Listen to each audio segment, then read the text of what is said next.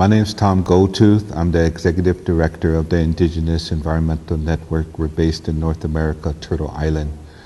As Indigenous peoples, those of us that practice our cultural and spiritual traditions begin each day with a prayer, bringing our minds together in thanks for every part of the natural world of nature, all that comprises what we call Mother Earth. We are grateful for the natural order regulated by natural laws, the natural laws of Maka Ina, Mother Earth. As part of our inherent rights guaranteed through treaty agreements, we strive to fulfill our cultural heritage and sacred duties, listening to the teachings of our elders and the voices of our youth, to act wisely to carry out our responsibilities, to enhance the health and respect of the sacredness of Mother Earth, and to demand climate justice.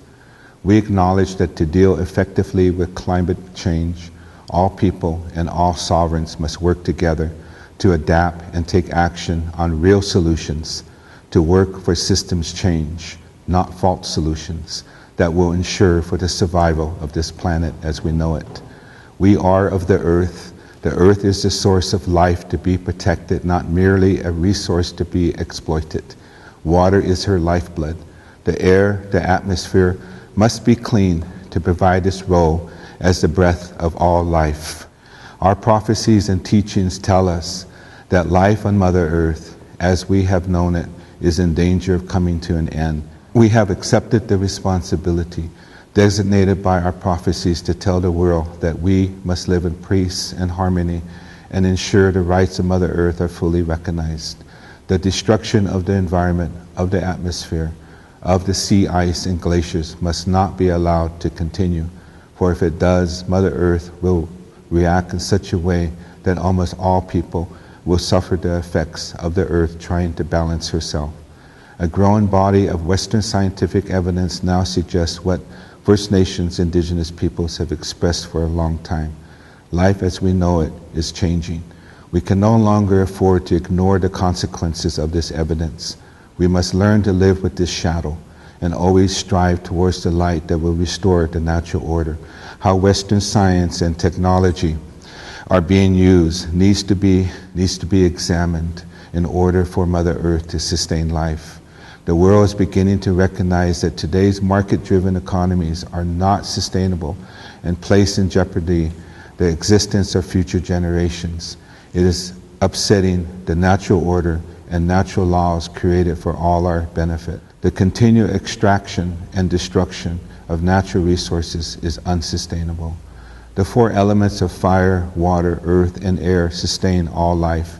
These elements of life are being destroyed and misused by the modern world.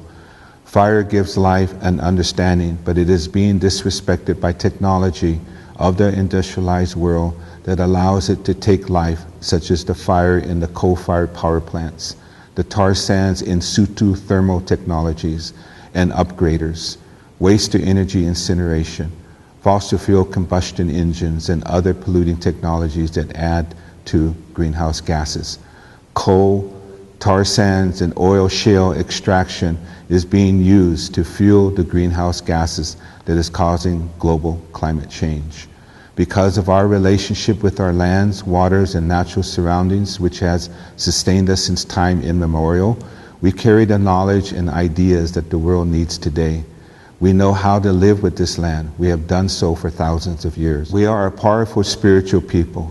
It is this spiritual connection to Mother Earth, Father Sky, and all creation that is lacking in the rest of the world. Our extended family includes our Mother Earth, our Father Sky, and our brothers and sisters, the animal, the fish, the bird, and plant life. We must speak for the rights of the plant nation, for the animal nation, for the bird nation, for the rights of nature, who cannot speak for themselves, at least not understood by most people. It is our responsibility, given to us by the Creator, to be the caretakers, the guardians, to speak on behalf of the rest of the world. Working with all cultures, all peoples of the world, we have the power, we have the responsibility for change. We can preserve, protect, and fulfill humanity's responsibility to live within the principles of respect for the rights and sacredness of Mother Earth. Canada and the United States and other industrialized countries have an addiction to the high consumption of energy. Mother Earth and her natural resources cannot sustain the consumption and production needs of this modern industrialized society and its dominant economic paradigm, which places value on rapid economic growth, the quest for corporate and individual accumulation of wealth, and a race to exploit natural resources. This non-regenerative production system creates too much waste and toxic pollution.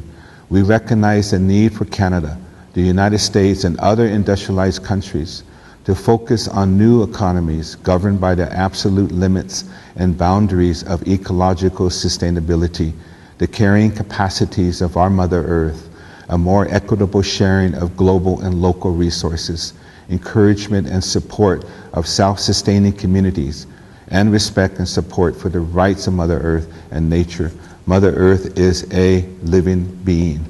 As a step towards a commitment for systems change, not climate change, we must support the Universal Declaration on the Rights of Mother Earth and the Cochabamba People's Accord. We are people and nations of the earth. Mother Earth is the source of life, nourishment, and provides everything we need to live well. The world needs to understand that the earth is a living female organism. We are kin, we are all related. As such, she needs to be loved and protected. We need to give back what we take from her. We need to walk gently on our Mother Earth. These indigenous-based original instructions are the natural spiritual laws which are supreme. Western science must urgently work with our indigenous traditional knowledge keepers to restore the health and well-being of our Mother Earth.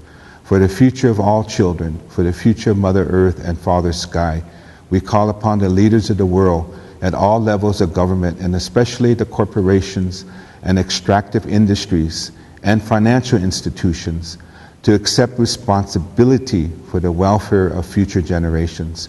Their decisions must reflect their consciousness of this responsibility, and they must act on it.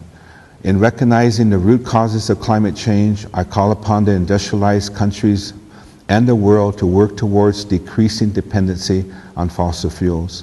We call for a moratorium on all new exploration for oil, coal, gas, and uranium as a first step towards the full phase out of fossil fuels without nuclear power, with a just transition to sustainable jobs and clean renewable energy.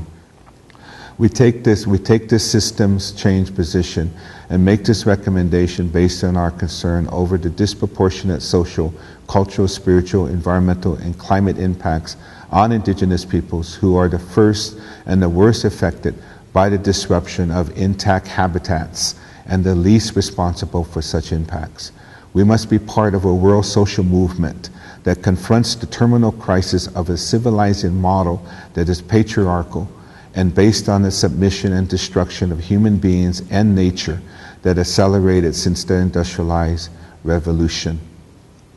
The dominant economic paradigm has to change. The capitalist system is a regime of production and consumption that seeks profit without limits, separating human beings from nature and imposing its policies on domination upon nature, transforming everything into commodities: water, soils, seeds, forests, biodiversity, payments for environmental and conservation services, and life itself.